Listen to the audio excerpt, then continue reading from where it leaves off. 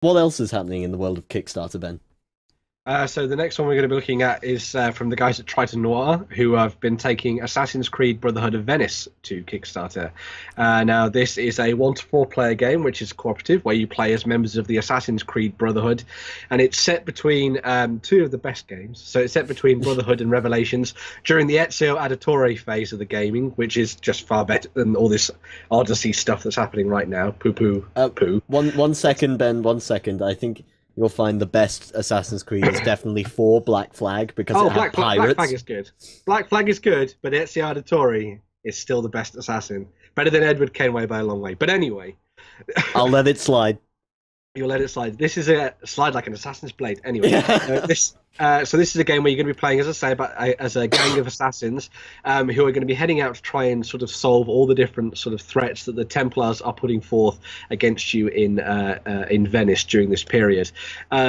Before each mission, which is called a memory, you're going to be able to equip and change up your assassins with a whole bunch of different gear, and then you're going to be taking out onto a set of like 2D sort of tiles and playing out adventures where you're going to be trying to either assassinate people, steal certain information, and that kind of thing, while also avoiding the guards.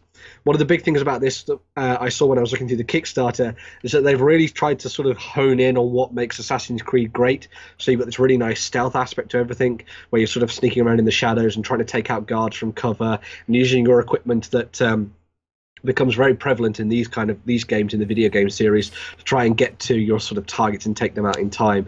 The really interesting thing about this is that I love the idea that it's entirely cooperative against the game and the Templars, which I thought was really good. It comes with a whole bunch of interesting looking miniatures for all the different characters, as well as all the different guards. And as part of some of the stretch goals too, they've unlocked some really interesting new characters. Like you've got Leonardo da Vinci in there, you've got his tank that he designed back in the day, and also a whole bunch of new sort of NPCs and enemies, as well as additional characters like Ezio himself to sort of throw into the mix as well, which I thought was really cool. The naval cannon on what appears to be a gondola catamaran is Yeah. particularly mental. I love it. The Da Vinci's tank, it's going to be worth it for that by itself. Let's see that again. You know how difficult it is to find Da Vinci tank in 28 mil? It's very difficult. I know, because I've tried. What did you want to use Da Vinci's tank for? Kings of War, Kingdom of Men, they can have an iron beast. So, That would work, League yeah. of Broadria. But yeah, yes. I want an armor tank. I want one. Yeah, actually, even just outside of the Assassin's Creed, getting that tank on the tabletop, that would be amazing. I absolutely love the idea of that in a Kings of War army.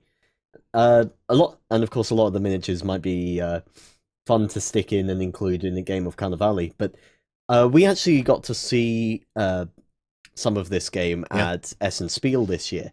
I know it's one that Justin and Coco are really excited for. And getting to see more of it here, I can definitely see why. This is one I am going to be keeping a close eye on, I think. Just sort of as an additional thing with this Kickstarter, they're still going through a lot of the playtesting stage at the moment, so you'll start to see them developing a lot more of that as the campaign rolls on. It's still got about 19 days left from the time of this the show going out. Also, to bear in mind is that the actual Kickstarter delivery date for this is 2020. So bear in mind that it's actually quite a very long-term project, and sort of keep that in mind when you're looking at sort of pledging for this one as well. But yeah, just do your sort of research on this one and sort of keep an eye on what's happening with the comments and all the people that are feeding back into it, not only on Triton Noir's side, but also the community side as well, and keep your eye on this one. Because it does look like a lot of fun, and as you say, when we saw this at Essen, everyone was really enjoying it as well. So hopefully it continues to keep that Assassin's Creed spirit going in the game. So. Yeah, excellent. I'm sure lots of people will be climbing up towers and jumping into small hay bales. Yeah, hide in a hay cart for the entire game. You're not going to do anything? No, I'm staying in this hay cart. No, I'm safe here.